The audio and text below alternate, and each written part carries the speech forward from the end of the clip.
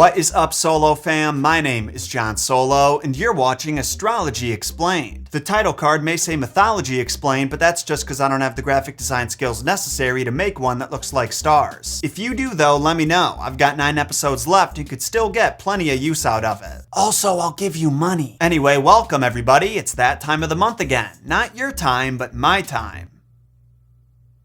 Let me start over. The reign of the Pisces has ended, Solo fam, and Aries has arrived. What does that mean? Probably nothing, but ancient civilizations used to think it did, so today we're going to talk about the mythology and astrology of Aries. As always, let's start with the basics. Aries is the first sign in the zodiac, and according to most calendars, is active between March 21st and April 19th, which puts it between Pisces and Taurus. The name Aries is Latin for ram, which is what the symbol for it is supposed to represent. Not a set of ovaries like I originally thought, though in my defense, you can't spell ovaries without Aries. To no surprise, the actual constellation is also supposed to symbolize a ram, but it requires you to use a lot of your imagination. Now, in Western astrology, there are 4 classical elements that each sign can be associated with: fire, earth, water, and air, and that association manifests itself in the form of different personality traits. For example, Aries is a fire sign, and that, combined with the sign ruler being Mars, the Roman god of war, gives them a reputation for aggressiveness and passion. Interestingly, despite being ruled over by a god of war,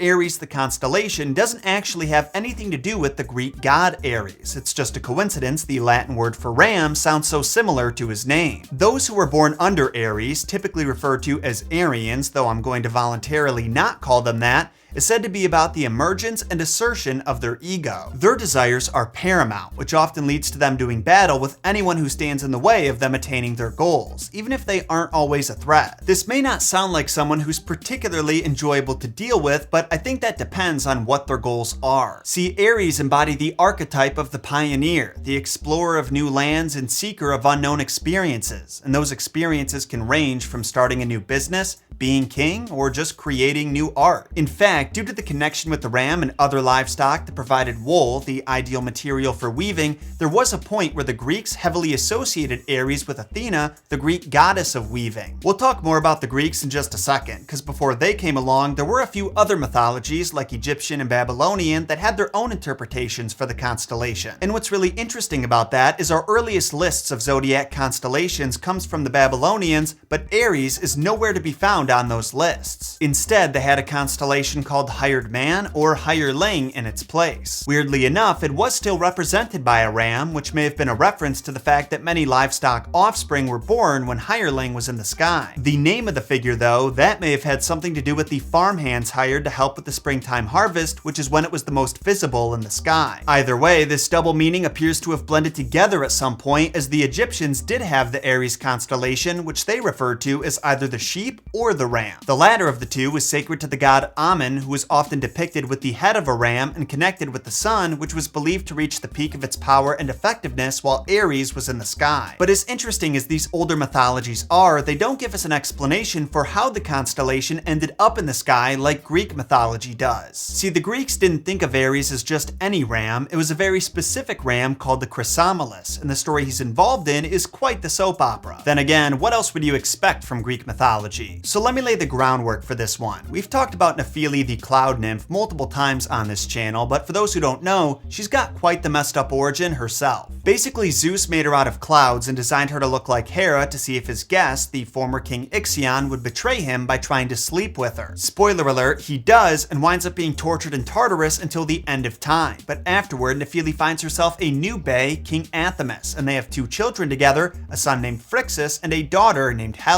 Their marriage was great for a few years, but eventually Athamas became enamored with another pretty young thing, Ino, the daughter of Cadmus, who was the first ever Greek hero. This led to Nephili abandoning her family in anger, and because she was a deity of the clouds, a drought fell upon the land. Athamas sent some messengers to speak with an oracle about what could be done to remedy the situation, but what he didn't know is that his new side piece was the jealous type and wanted to get rid of her new stepchildren. That's right, the evil stepmother archetype goes all the way back to the ancient Greeks. Ino ended up bribing those messengers to tell the king he had to sacrifice his kids to the gods to end the drought, and he was willing to in order to save his kingdom. He brought them to a mountaintop where he planned on slitting their throats and burning their bodies on a pyre, but they were rescued just in the nick of time. See, Nephili wasn't about to let this crazy bitch kill her beautiful baby, so she sent the Chrysomelis, a flying golden ram, to their aid. And just wait until you hear this thing's messed up origin story. He was sired by Poseidon and a nymph named Theophany, and the reason he's in the form of a ram is because Poseidon turned himself into one and Theophany into a ewe so he could hook up with her without worrying about competition from her other suitors. Little did he know that one of her suitors was a farmhand that was into some real kinky stuff.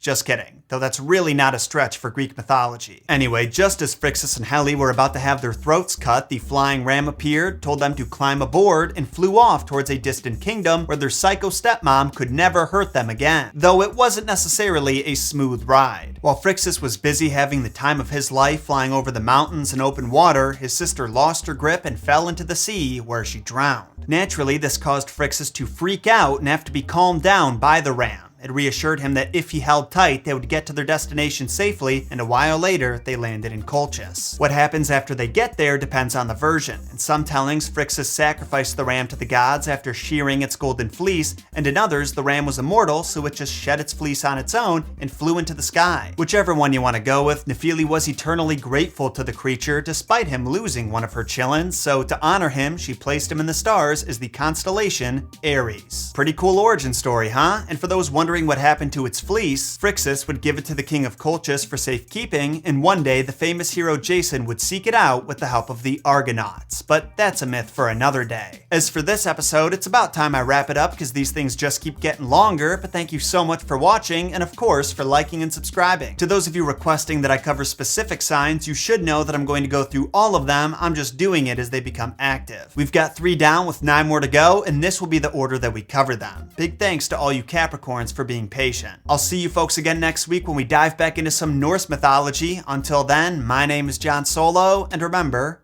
Jon shot first.